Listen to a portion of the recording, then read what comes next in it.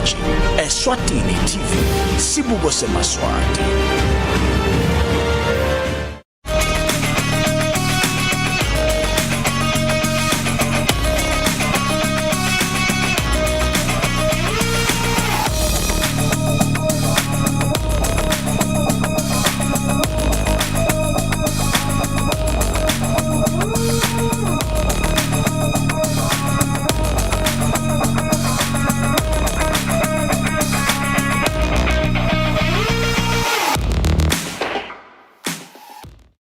Beautiful show, beautiful weekend, and beautiful Monday. Once again, hello and welcome.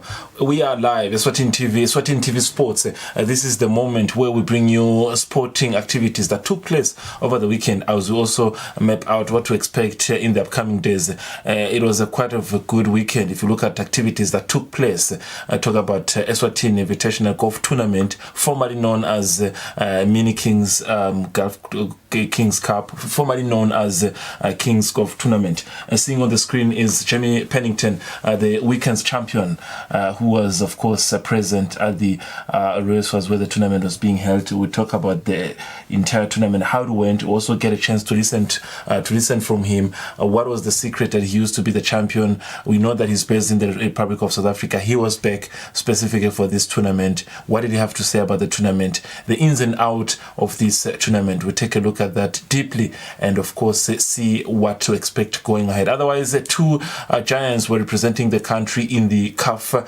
competitions, being Red Leopards on home soil, beating Zesco 1-0, courtesy of course, of a game that we'll also discuss to look at how, Leopard got that call. Is it a goal? One would say, was it pressure? Would one say that maybe is an own goal that came by chance? But what stands is that the boys did well on home soil. We'll talk about that. The other boys away, they were defeated, but they did something that one would say it was a key decision. Scoring away is something that you always have to use in a CAF competition. 2-1 against Red Arrows in Zambia. They have to come back on home soil. So we talk about those two teams and their possibilities of going through to the next stages, which means whoever that has to go through the next game. For Leopards, they need a draw away. For Buffaloes, they just need 1-0 and they are through to the next stage. We talk about that also deeply live here on Eswatini TV. If you just join us, different platforms, it could be on Eswatini TV app, it could be on your school channel at home, it could be also on our YouTube channel. Just type Temidlalo live show, then we are live. The entire 90 minutes, should I say 90 minutes? This is not football. 60 minutes, I'm going to be in the company of Linda Dlamini. So very corner a studio. Gustavo. Gustavo, Fabrico, Longasho skashako Skashako Fabrico but ngivusele imali yalivya sekhaya Fabrice ebusuku sithemba ukuthi bathokotile dinenge mhlambe tinvole tibe ngatibuka tibe ma positives kulembela somvole sibuya kuyo sikhuluma ngayo I tournament eGaluva lebe nginawo ema professionals nema amateurs nalaba sekele nje na le tournament sibuye ngala kule part eMaswati ajabulile winile against Zesco bese sekuba young Buffaloes uthola that away goal in Zambia. Ngicabanga ukuthi njengoba ngisho ukuthi dinenge even overseas balandzeli ba Ronaldo bajabulile kakhulu. Ndakubuta umbuto omunye masisaya kulemvo is Cristiano Ronaldo human? Nawubuka kuwe, is Cristiano Ronaldo human? Ngicabanga ukuthi ngoba ngibuka ngakujube master ngibeka ukuthi at the age of 36 Zidane had retired, Ronaldo the elfin phenomenon had retired. 36 the likes of Beckham were playing in America. Pele at 36 was playing in America. Maradona at 36 was not playing. Is this man human?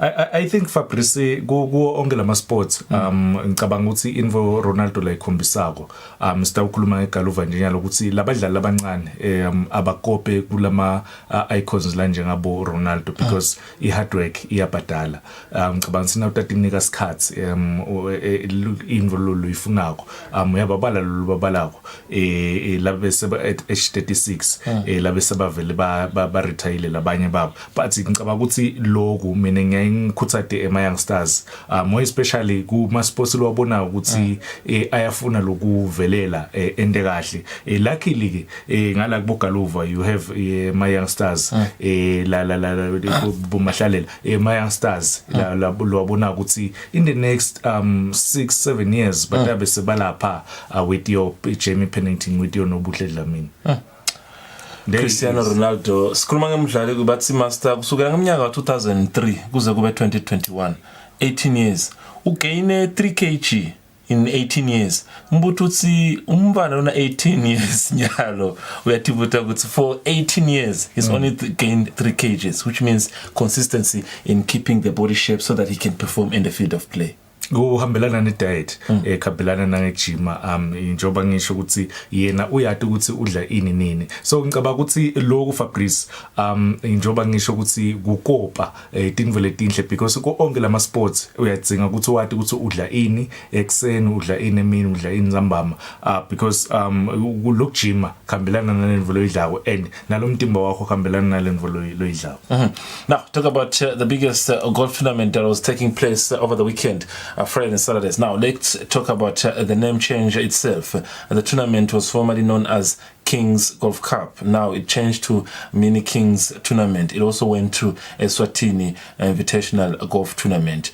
What I liked, Master, in as much as Gushinjel Gam, but Ogashinjele standard of the game, the attendance was good. Now Boga the faces, some of the key players, key golfers on we have in the country, Bebakon.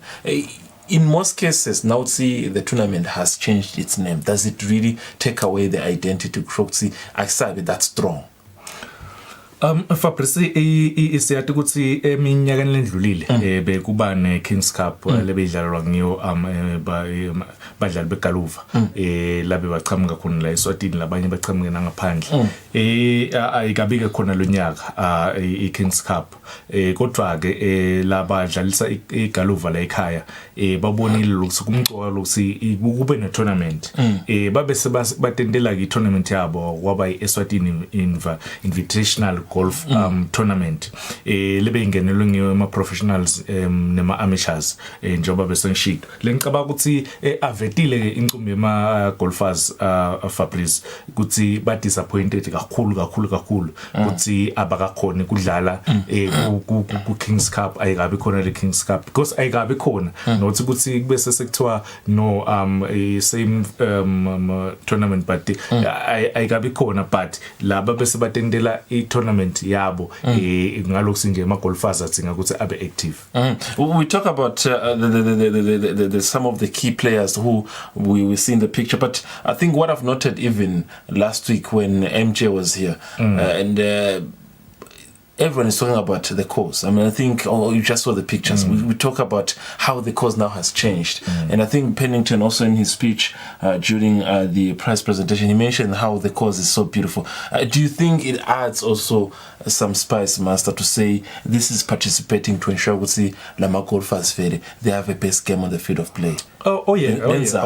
Look at that, Fabrice. What is your Boa Green ukuthi standard ngicabanga ukuthi nawe as a golfer as soon as ufika lapho uyabona ukuthi kumele ngithole ema shots elangiwo lata umatcha le cause la ledlalwa ngicabanga ukuthi even na last week ngishilo ngathi iRoyal Swazi Spa one of the best let's now like in the kingdom one of the best in the southern region African region so ngicabanga ukuthi kuya motivator ema golfers ukuthi adlalele lapha ku le golf course yase Royal Swazi Spa. Now let's take it from Sambongela. I think I saw Qiniswa Mkhondo if I'm not mistaken, but we will look at now the tournament self, Master. About 50 professional golfers attended the tournament. some of the big names, your Jamie Pennington, Meshach Swane, talk about these people, being there for this occasion. We normally see them, during the usual business league. Let's not to forget to mention that it was also a mixture of amateurs, professional golfers, and business sector. But all of them now gathered for this invitational golfer tournament. And then a young man all the way from South Africa. He's based in South Africa. He's now he's turned professional, Jamie Pennington. And then we could also talk about some of the well-known faces who have dominated recently the Royal Insurance Corporation. Fabrice ukhuluma ngama professional golfers including yena Jamie, including yena Raymond Matonsi, including yena Meshach Zwane. Ngicabanga ukuthi laba benathi bamvule ukuyathi nakune tournament ubuke bona ukuthi ama professionals lata ukhona ukuthi atimele, but ngithanza lendlela Fabrice laba representa ngayo lama professionals because as a professional ngicabanga ukuthi any tournament ledlalako noma ngabe bo expect kudlala yiphi wena I tournament, but once wafika tournament uyi professional khombisa ukuthi uyi professional bo Meshach Zwane ba kwenda lo bo Raymond ba kwenda Jamie Pennington always uthi naka attend yona ma tournament la ekhaya akhombisa ukuthi uyi professional futhi nale experience la ithola ko lengaphandle cishe ingiyo. You talked about Raymond and we just saw him on the screen with Jamie. It looked like a tricky start.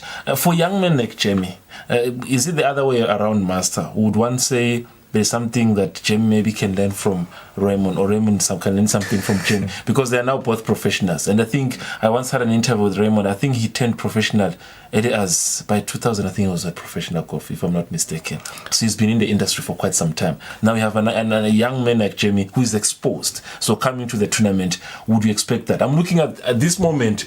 You look at them. This is the two of them. So then there is experience, and there's a young man also who is coming quick, and the exposure is there. So there's no coming to the tournament. He's not under pressure because he's saying, I'm from South Africa where I've been exposed to huge golfers. Who learns from who, and who has the best to offer? Fabrice kanje kufana ne relationship wena nje lo sisi wami kungihamba sandla buya sandla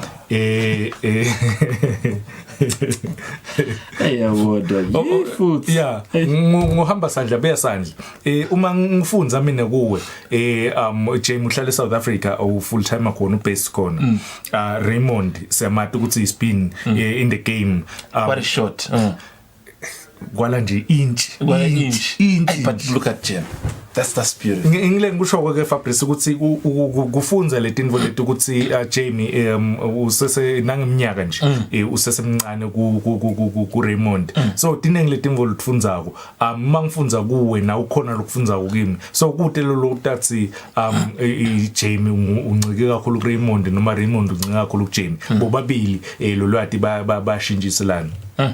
Beautiful stuff. And of course, there's a lot of mixture of amateurs. Also get to see some of the amateurs. Also get to see some of the other golfers. Now, MJ, having been in the studio last week, Master, this young man, junior, from his father, we know what his capabilities are. He also wants to turn pro by next year, Master. He was in the tournament, and he mentioned that having played the previous week, he was getting ready for this. He didn't maybe be the top one on the tournament. Coach Dlamini also was there present. We know him based at the Mbabane Golf Club. What can you expect from MJ? I think a dedicated young man umvulutimisela emsebenzini wakhe lwati ukuthi siyakhumbula ukuthi kule tournament bebayibambile a week ago kwaba nguye iwinner and unamove ukuthi uthi akashabula ngendlela adlale ngayo but winile, so ngicabanga kule bekagadzile naye ukuthi utawudlala kahle kakhulu, but ngicabanga ukuthi bese kunema professionals, but udlalile ngicabanga ukuthi banabo Valentines badlalile Fabrice watholile emabhedi a couple of them yena MJ, that's him, yes, yeah, that's MJ watholile focus uhlala focusile and ngicabanga ukuthi ukutimisela nakuye more than anything. So you agree with him when he says that he wants by next year, probably February, would see a professional, because maybe to explain to the viewer, master would say utkara amateur, which means you're just playing the golf maybe as a league or take part, you know. Fana utaribu yadlala nje. Yadlala. Utaribu amateur. Yeah. Okay. And then get to the level. Taribu is not meets, it's master. So and then you get to the level where you're a professional golfer, meaning professional is like it's a job. It could be even a situation where you get paid for that, you know. In developed countries like South Africa, it's full time. You actually you do it full time. You don't have anything else to do. But do we need to add numbers in our professional golfers? Yeah, siyadzinga kakhulu Fabrice. Ngicabanga ukuthi kunawuthola ema professional golfers. Look at Nobuhle ukukhompita overseas. Uyahamba lama tour yo compete because we professional. Jamie uyawangenela incumbi South Africa because we professional. So ngicabanga ukuthi the more tinombolo tema professionals dikhula. But ukucala kulama tournament lawa ke Fabrice kutimisela kulama tournament lawa ukuthi wathi kusena ngabe kudlalwa as much as kuyi Eswatini invitational golf tournament indatimisela noma ngabe kuyi ERC tournament indatimisela noma ngabe kuyi monthly mark indatimisela ene tournament lengidlalako ngiyatimisela kuyo. So ngicabanga ukuthi kakhulu ukucala lapho. You may take many attempts, but it's a sport that requires, attention, that requires moment. That's why they say there shouldn't be so much noise. Silence is something that is required. We'll have a look at, maybe at some point, we'll have a look at the score so that you understand maybe how the day was going. But I want us to listen to Valentin Mazia. I think there's something he's going to tell us, Master, when you get a chance to listen to him. And I think what I've learned from this golfers, Master, is the dedication. When they talk about how their day went. There's something I've learned when you attend their games or their tournaments, Master. The timing is key. Everything has to be according. If the tee off is at 9, 9 is 9. There's nothing like 9:30. I'm not saying other sporting codes banning kubamba skats, but what is happening in the golf industry is so clear that it's an example. What can other sporting codes learn from them? You were talking about we talked about MJ's father now. Yeah, ukhuluma ngabo Valentin. Ngicabanga ukuthi Fabrice uyena kakhulu udlale kakhulu ku hole number 2.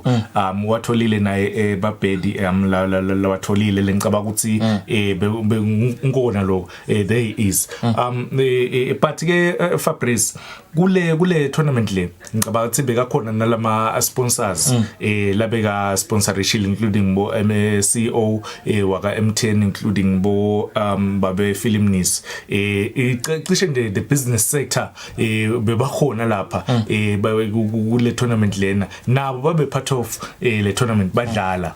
So ngicabanga ukuthi ngiko le into lesihlale look at that. They have the potential to attract sponsors. Yes njoba ngisho ukuthi the business sector sikhuluma ngabo soma business laba ba represent le tinkampani leti sponsorship le tournament. Well-known faces like Filmnis. Yes. Talk about the business sector. Mr. Filmnis. Always uhlala khona ke Fabrice kuma tournaments. Most of the time damkhanza ngala Mbabane club ayojima even nakula ma tournaments akhona abekhona even naye kule weekend. Mhlawumbe amase ukuthi le tournament le because last week yadlalwa 3 days lebe idlalwa last week lena idlalwa 2 days yaqala Friday yaphela Saturday. So ngicabanga ukuthi for le business sector ukuthi ibe part of le tournament le ngicabanga ukuthi nabo bayatshengisa lokuthi le sport ngihlale ngisho ukuthi associator nenvolo ibona ukuthi ingathi inemphumela noma inencubekela phambili khona lapho kuyiwa khona. Now, it's not sort of like an interview, but it's actually play of the day, something that will excite you as a viewer, something that will take off your seat so that you can tell yourself that, you know what, we have talent in the country. Valentin Mazia on the day over the weekend had a blast of performance on the field. We'll take a look at this as you also watch comfortably in the seat of your comfort.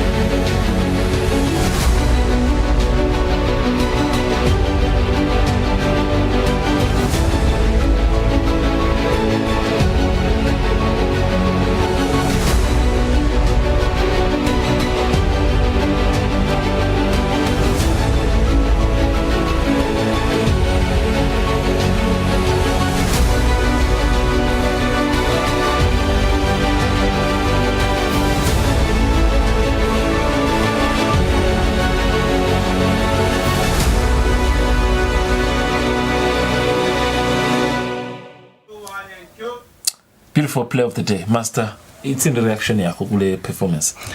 Yeah, a very very good performance from yena Mr. Mazia. Njoba ngishilo ngathi udlale kahle kakhulu ku hall number 2. Lapho athole khona cishe emabhedi lamanye ndana. Ukhombisile ukuthi naye uyatimisela on Friday, yes, Saturday, sorry, Saturday. Look at that, even the shot. One for the camera. One for the camera. Shot is possible, Master, ukuthi vele as a camera person ungayilanza shot na isuka off at the green up to in the air is you close to the hole. Yeah, no, itholakele. Okay. Yeah, possible. Possible, but ngicabanga ukuthi lokudlala kwakhe yena Valentin Mazia. Look at that. Look at that. Beautiful. Look at that. Beautiful. Wonderful play. He deserve kungena ku play of the week. Ngale performance le. Ngicabanga ukuthi udlala kahle kakhulu kule weekend fa. Is it luck, Master, or you just no. Uyafuna ukwathi ukuthi wena ku sport Fabrice iluck ngile practice, because once you practice watilolonga watinika isikhathi ukuthi uya practice wena, then letinto tatendakalela tona bokhuluma ngaCristiano Ronaldo la kuba ngathi unenhlanhla kani ngilothu ya practice na Valentin ngicabanga ukuthi utinikile isikhathi wa practice, so lo la wenda konje lendlela ladlala ngayo akusiya ukuthi immediately noma ila sokulomdlalo ngifuna kufunza nami sala practice. Fabrice eksenga 4 usuku sejimini because ufuna lo lokufunako wena, so ngicabanga ukuthi every sports person uyatinika isikhathi athi ukuthi isikhathi sakhe ngibani udla ini, njoba sengishilo ngathi udla ini, but kukaluva lokumqoka kakhulu lokuthi uyatinika nivelele isikhathi sekupractice. Let's take a look at the results over the weekend. Beautiful green, as you can see on the screen. Eswatini Invitational Golf Championships. Look at the results, Master. James Pennington. Wow. Performance. Raymond Matosi, Brandon Rennie, Meshach Zwane, Jablan Mabaso. Look at the performance, Master. What can you say about this? I mean, this is a table, top 5. These are giants, but the person who's leading is a young man. Jamie Pennington.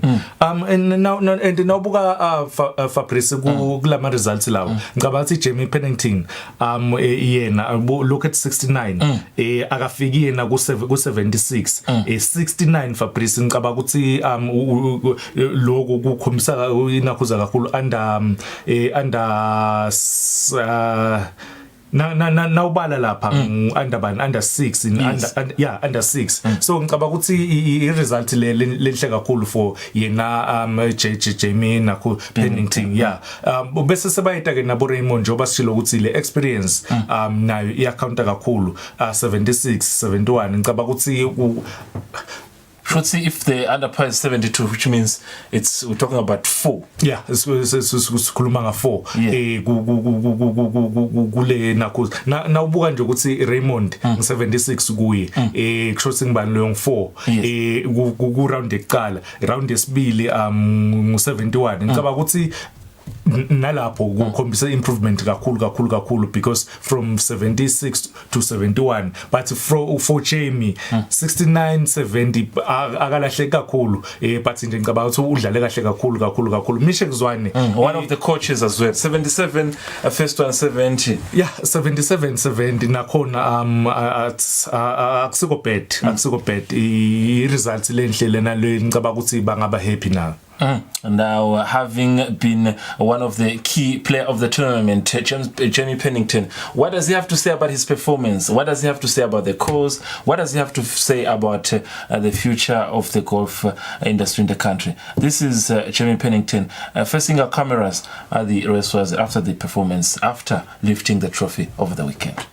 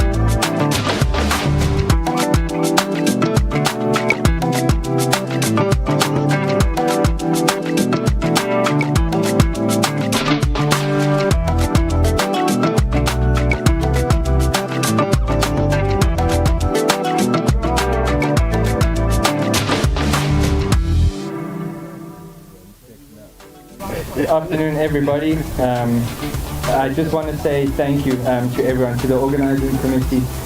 It was disappointing when we heard that the event was postponed. It's our biggest event in the country, and for the organizing committee and for the sponsors to stay on board and host it, although it's a smaller one. giving us something to play in and keeping the tournament going for another year. We all as professionals appreciate it, and we appreciate the work that you're doing with the PGA to keep us playing golf. Also to the golf course, I think all the golfers would agree with me that the course is in very good condition. The greens are really nice, and if anybody's watching this and wanting to come play, please come and play, because the course is really great. And then thank you to everybody that played. Thank you to the winners and to the amateurs, and yeah, just a big thank you to everyone again. We appreciate it as golfers.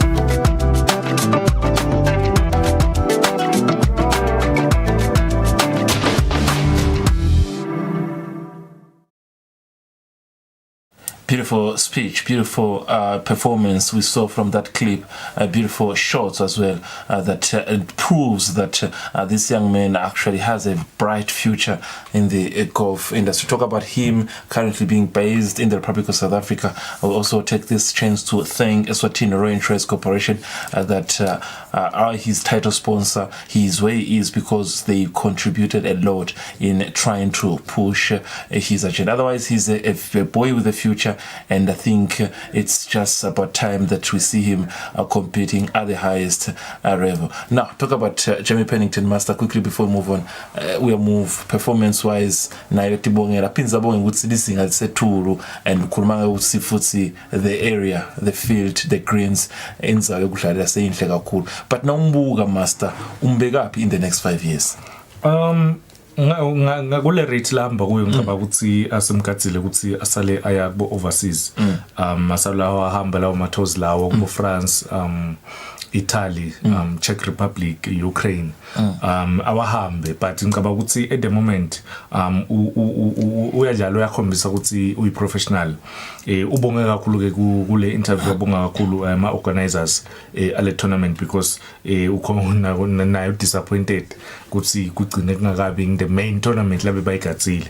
But ngicaba ukuthi u focused humble, uyafuna uyatithoba, uyafuna kufunza kulamanye amagolfers. So ngicabanga sinayo involved yampumelelisa yena Jamie ukuthi abe one of the best eminyakeni letako. Yeah.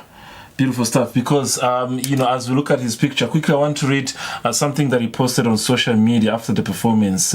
I think it was on Facebook and Twitter. He say, really nice to come home and get a win at the Eswatini Invitational Championship. The course has been a great condition and a joy to play. Thank you to all sponsors for making the event possible, as well as the organizing committee. Lastly, to Eswatini Reinsurance Corporation, they are his title sponsors, and Strixon Golf SA for making sure he gets what he needs, travel, complete documents and everything. It's massively appreciated. Now, this is a post that he posted on a Facebook account, his Facebook account, thanking all the organizers, whoever contributed to his performance over the weekend. It was quite impressive. Otherwise, thank you very much and congratulations for your performance wherever you are. Hopefully, you are on your way back to the Republic of South Africa. There is a lot of schedules that he has to catch up with, as we can see him on the screen. A young man with potential, a young man with a bright future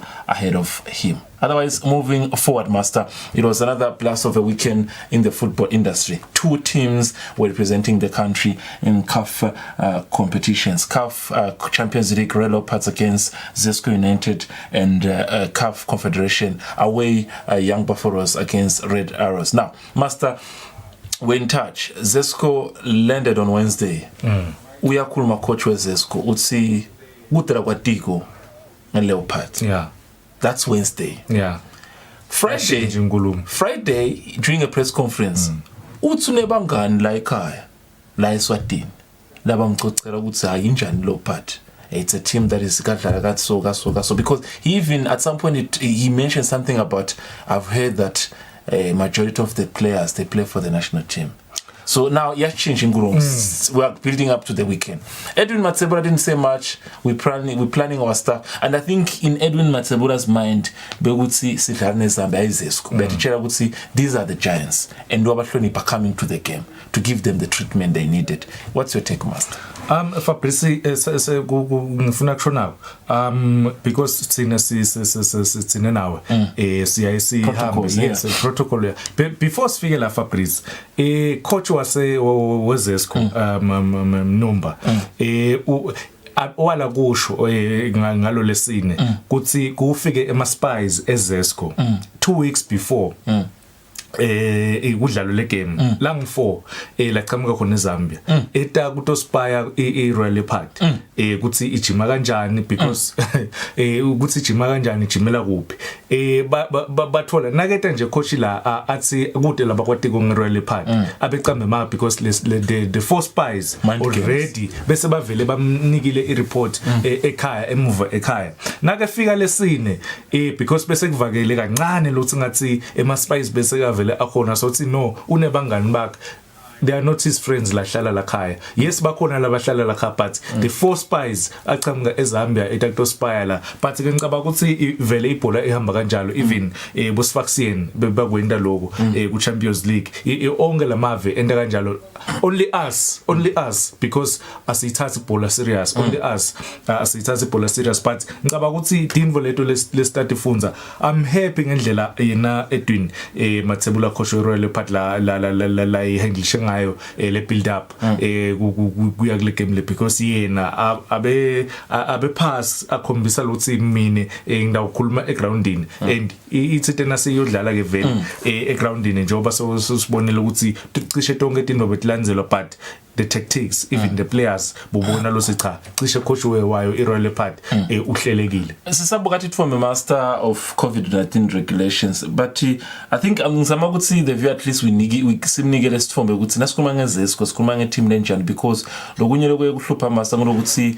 abantu bese sebayakhuluma ukuthi i-team is strong ungabe nama basics ukuthi strong based on what compared to who because nakhuluma nje ngase Sadak ngara ku Sadak master siyathi kuna Chiefs na Pirates namanye ama South Africa simbeke pass simbeke side nawubuka zesco kura region would one say is in the top 5 best team in the region singayiba the Pirates singayiba the Sundowns singayiba the Chiefs in fact Zesco is a top side in Africa besides Mamelodi Sundowns they are the only team from Sadak who figure kuma semi-finals at CAF Champions League who last 6 years.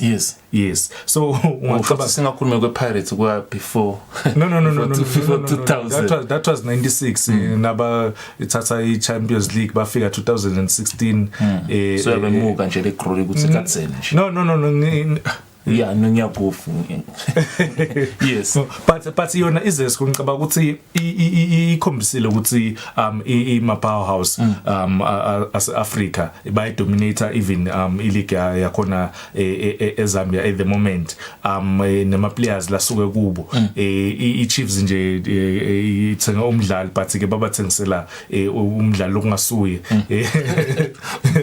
excuse me babathengisela Kambole what happened to Kambole because he started from Zanakoya ku Zesco from Zesco Chiefs but the performance is fun do you think when beba ngulo Kambole lo ya the real Kambole is overseas the story that you're giving us master is it factually now mafactsini because master njengalo ukuthi ngiveta ukuthi sibuye emuva kancane so that abantu bathi ukuthi le team ledlane Leopard ngizesco vele mbamba lesi so that people singasho ukuthi is strong but strong based on what now master they come to the game they are away Zesco away Leopard is home lokunye nje I think longahamba embili ngokuthi both teams are champions in their country. Leopards yaphakamisa M10 Premier League, izesco yaphakamisa iLeague yaseZambia. Izesco had a chat with communications wakhona master. I think you remember kuna 3 players from Kenya but the national team of Kenya. Yes, of Kenya. Yeah, and you've got also 4 if I'm not mistaken from the national team Zambia, which we met even during the COSAFA Cup in Port Elizabeth. That's safe Fabrice Nkumbuta.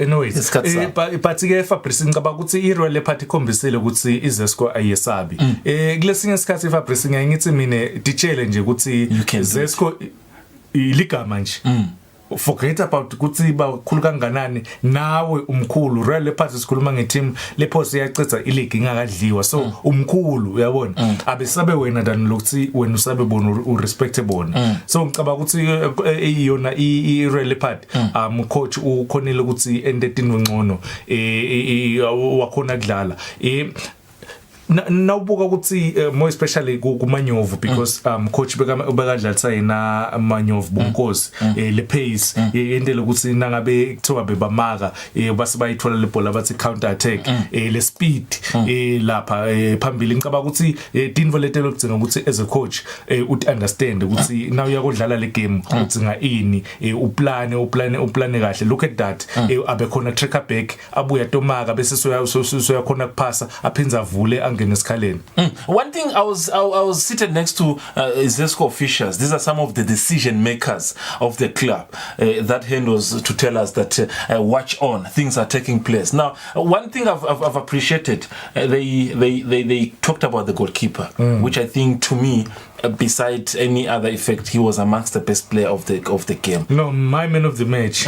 Yeah, he was man of the match to me as well. But they so much appreciated the defense. The defense, Leopard defense was quite strong on the day. In as much as by my chances, but the defense was not shaken by the performance of Zesco, which also comes to Leopard. They also got the chances. But the first thing we always like looking at, height. Wutsibakuru, is it the body? But they were able to match them. They don't have height Fabrice itawusebenza nangabe le team ngiyangithi ke mne Fabrice now yodlala ne team uyayiplanela anti bathi bona why uphakamise ibhola uyabona because but look at that nje bayiwinile le bhola bathi vele batakubitha la tulo wena uyakhona kudlala la pass you have ama ball players lata ukhona kudlala le bhola thatha le bhola uyibeke pass as soon as iRoyal Leopard icala kudlala ibhola beyisangana iZesco beyisangana vele ingabe nje khona la gamini so ngicabanga ukuthi coach Edwin Dinvo lethe kudzinga ukuthi noma asaya khona eZambia. Look at that, the body, that pass players on the day, the likes of Sfiso Matse, Junior Magagura, beautiful game they had on the day. But look at the pressure. In as much as they would come, they would find the defense. In that moment, one would say things were maybe looking different. This is the second half where things changed the most. But Fabrice, let's talk about his age first. How long has he been in that defense of Leopard? Ufike Maqhawe asuka Maida City nangikhumbula kahle 2013. Yeah, so he's been in the defense for 8 years. Experience counts in this tournament. And he is only 28. Only 28. African age or reality? He's 28. Okay. Yeah, he's 28. Okay. So ngicabanga ukuthi akayithole recognition lefanele akadunyiswa kahle because icishe ongenala ama clearances la beka khona bekendiwa nguye beka khona nalokumashala na le defense ina imbonyo including na imbonyo because ngeke bese sesiyamdlelela uvembe kahle kakhulu kule game lena imbonyo. All right, now this is the goal master, and I think Tabiso Mokoeng had come in. Would you say if the ball was not going to be, kicked by that, Zesco defender, someone was going to get it at some point? Fabrice, I think if I'm not kuleli goal leli ngicabanga ukuthi iRoyal Leopard I want to believe they solo bajima nawo. Because now buka ukuthi even namanyovu first half beyithi nayibamba le bhola iRoyal Leopard ifakele phambili bebawa idlala yona kancane la cutting midfield but as soon as bayibamba le bhola bebayifakele phambili kule nakhuza le bhola le lelide ukuthi kugcina kuligole bayithese le bhola babona ukuthi Thabiso ufast uyakhona kugijima and le defense yabo isenga seklishi kahle down and ipinze invele sihlale sikhuluma ngayo once wabuka lelipali lakho vele sekuyinkinga lapha because wayifaka lo muntu lebhola wayifaka le cross utayishale on goal lokwendekile lapho. We talked about the exposure of playing for the national team being away. Looking at the keeper on the day, man of the match for you. He's from Costa. We saw what he did. Yeah. Is he number one keeper in the country now to you? Yeah. Number one. And he has got Mapelez in front of him. performance as well, not bad. If Fabrice ngicabanga ukuthi nawukhuluma nga number 1 goalkeeper kushothi ku club level uyaperforma uyamthika Mbonyi National team team uyaperforma uyamthika Mbonyi so ngicabanga ukuthi at the moment number 1 look at that save and then he wakes up, look at that and look at Matsa already on the post to make sure that nothing happens. Le reaction Fabrice understand ukuthi le bhola ayikahambi nangiyiphuncha kulo wecala so angivuke ngidoba ready ukuthi nayibuya le bhola ngiyabuya ngiyibamba. Fabrice ngicabanga ukuthi lama reflexes mahle kakhulu. I've heard you look at that. Yes, nice save. Uyayithinza le bhola but understand le lothi ayikahambi. Nice shot as and Maqhawe as soon as Mbonyo alala pass ngijima into cover la palini lo lokugcinako vele ku defender yakho a seasoned defender. Does he maybe need the partnership? Do you need that partnership in the national team? Yeah, why not? Maqhawe deserves to go national team. Maqhawe. Yeah, he's a beast. Not he is, but starting full time 90 minutes. Yeah. Okay. All the games. Maqhawe is a beast. Yeah. Now, Master, this is a beautiful performance. One note, we hear from the both coaches, but I think we start with what is us as a country. Utsi Edwin Matsebula. My question, maybe in my mind, was wanted to find out where did he think he won the game? Uveta would see. Uvetile kona veta would be weak. My wingers ba weak, both number 2, number 3 back. Bebeze scuba weak. That's where they capitalized. Then he went on to talk about also how his players had a lot of chance. Is it a package? Is the package you would say it's enough? One not going away, going to Zesco. Yeah. But ke Fabrice, I'm worried. Angathi ukuthi solo ngikhuluma kangakanani I'm worried. Nawudlala game Fabrice uyaprepare le kanje. In Zambia already khona bese bafuna le footage le. Uyabona. Kuthi ngisho namunye lofikile Eswatini TV watothi ngifuna ngidocela na footage. Ngidokhona kulungiselela i second leg because ndobuka kahle. Ma opponents ayifuna. Yeah. But it's in the swini asifuni because as understand ukuthi I performance analysis yini balance lapha quickly mas tsine we won the game but we still don't want to see what happened in the game. Exactly. Go understand ukuthi ema weaknesses ale team because noma ungahlala lapha ebenchini ubhale pass but ikhona le team volunteering ukuthi ubuke la uthi uyatilele ngikubone lapha ngibone kanje lo number 2 wabo nalo number 3 wabo beba ngena ekhathi kakhulu kanje uyipause le video wente konke le team lokhu nje kule setup le uyabuka ukuthi naba attacker bese ba attacker kanje kuleli goal lathabiso lesilitholile la bese basele babangaki kude ngale ngenhla ngala ngentasi bebang3 bendezidlidle la le central so ngidzinga kwenta ini mine ku second leg ukuthi ngilungise lokho dinve leto ledzingekayo iMamelodi Sundowns ina 3 wema performance analyst nabo video analyst la Swatini ke naku siyodlala second leg asekudzingi why? Beautiful performance by Leopard. One note, is it enough for the team heading to Zambia for a second leg this coming weekend? We are going to take a moment, listen to both coaches, Edwin Matsebula and Mumamba Numba for Zesco. Hear what they have to say when we come back, more details and on Young Buffaloes as well. First I would like to say that it was a good match played today, and coming to the opponents, they were good when they lost the ball. They were coming behind the ball. They were organized, but we managed to break them down and create numerous chances. But our failing was the conversion of the chances, as the coach has put. But as we go back home, we know what we are going to do. We're going to work on our finishing because we've created a lot of chances that we have missed.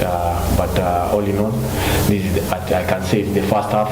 The second half will be played in Dollar, and I know the guys will come to the party coming on Saturday, and hopefully we'll create chances and we'll utilize them coming on Saturday. These are the members of the media, the full house today. Just as a kickstart, your own interpretation of the match. Hard luck for today, and what are we looking forward to on the Zambia? First, I must say we are very disappointed with the loss. I think this is a game that we could have won easily. We created numerous chances, but unfortunately we couldn't convert those chances. We gave away the lone goal that they scored, I think due to our poor defending. I think that is how we conceded that goal. But the overall performance of the team was okay.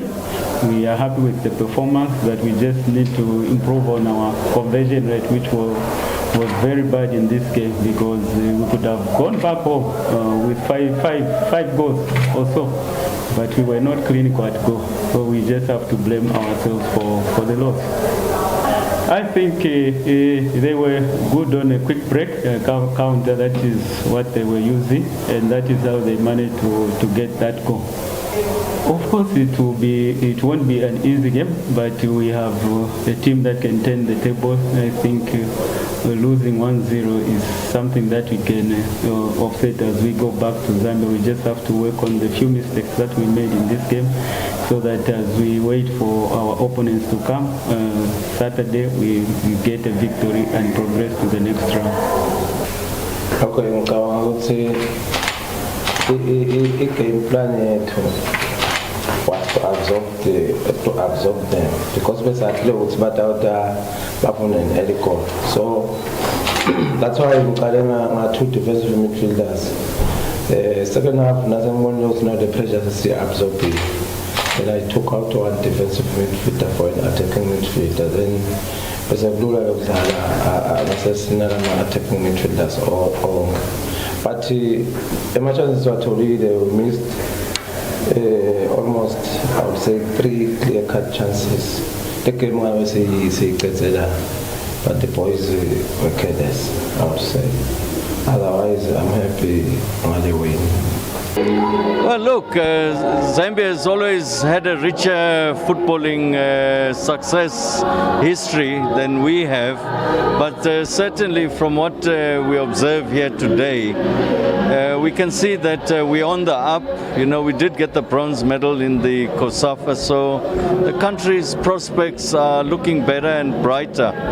And we look forward to a continued display like this, and in turn lift the spirits of our humble country, beautiful country.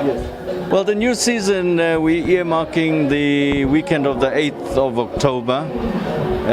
Looking forward to it, very competitive, and if you can see what Leopards are doing today, it means it's going to be another tough season and exciting, and definitely the competition looks like it's increasing year by year, and certainly our league, the quality is improving. And we can only be happy as Eswatini for what happened here today. We've had the two coaches. First, the captain of Zesco United, then the two coaches. We had Edwin Matsebura highlighting that why he started with two defensive midfielders, then he had to change because they absorbed the pressure. And Numba, the Zesco United coach, went on to highlight how things went for him. He also touched on defensive. Lastly was Carmichael, the chairman of the Premier League of Eswatini. He's weighing in both countries, saying knowing where Zambia is as a country, and we are, it shows that we are growing as a country. Two things quickly, Master, before we go to Buffaloes. What do they need to go away in Zambia? And then after that, tell me about what do you think Carmichael is telling us there? His reaction to that game. Both teams are champions in their country, so he believes if we can match them, then we are growing as a country. What do you think Leopard need to do in Zambia? Ngokuqala Fabrice ukuthi I defend ku the first 30 minutes I think if ukubita ukuthi ba attack Zesco, because Zesco ita wena nawo lamaphutha because bataba bafuna loku attack asho ukuthi letikhala lengemove tita uvuleka vele so bamtsinga lo move lo fast lo tawuhlala nje le phambili bayifake le bhola like bebayifaka so ngicabanga ukuthi balidinga that goal eZambia.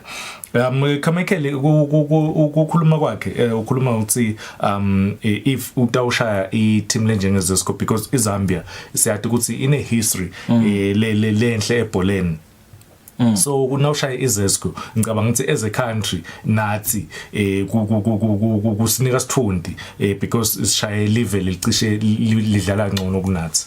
And of course it's twice, because if you look at now that we've beaten Zambia as a country in the COSAFA tournament, but let's not rush for a celebration, because things could change in the second leg.